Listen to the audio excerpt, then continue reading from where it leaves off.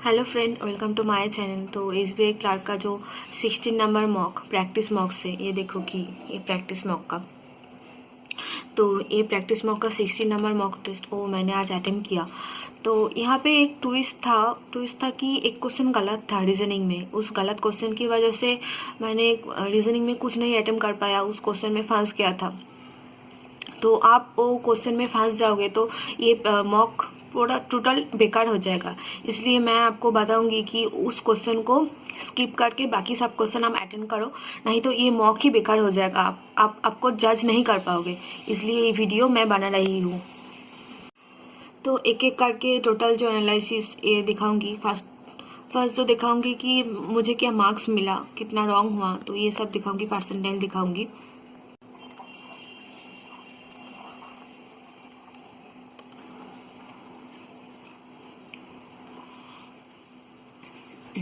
ये देखो मुझे जो मार्क्स मिला है वो कि 56.75। तो मैंने फंस गया था, इस वजह से टोटल पेपर ख़राब हो गया। और इंग्लिश सेक्शन तो यहाँ पे बहुत ही डिफ़िकल्ट होता है, तो इसलिए इंग्लिश सेक्शन में बहुत गलत हो गया। और परसेंटाइल मुझे मिला 69। ये जो 9 होता है ना, ये मुझे बहुत दर्द देता है। ये 68 होना चाहिए और 70 होना चाहिए, ये 69, ये 9 वाला नंबर मुझे बहुत दर्द देता है, लेकिन क्या करूँ, हो गया।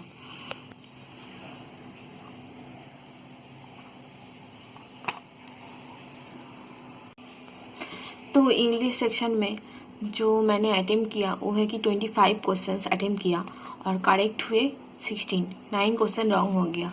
और यहाँ पे मैथ सेक्शन में एक क्वेश्चन रॉन्ग हो गया। मैं अटेम्प्ट किया था 28, तो करेक्ट हुआ 27। और रीजनिंग में तो फंस गया था, तो अटेम्प्ट नहीं हो पाया।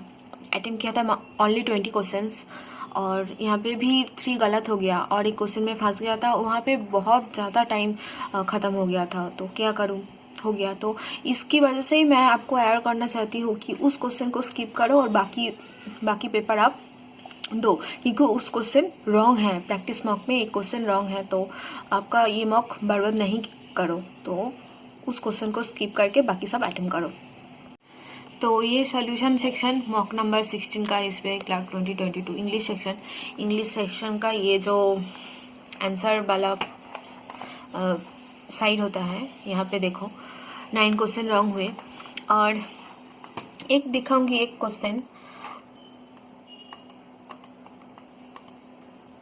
ये जो क्वेश्चन एरर का था ना, यहाँ पे एरर था कि टीथ्स टूथ होना पड़ेगा। कुछ दिन पहले मैं एक शायद ऑलिव बोर्ड में एक मॉक दिया था शायद, तो वहाँ पे भी सेम टाइप का एरर था। तो जो रॉन्ग, वहाँ पे ये क्वेश्चन मेरे से रॉन्ग हुआ। तो जो क्वेश्चन रॉन्ग होता है तो वो दिमाग में रखना पड़ता है कि नेक्स्ट टाइम ये गलत मैं नहीं करूँगी। तो ये गलत कुछ दिन पहले मेरे से हुआ।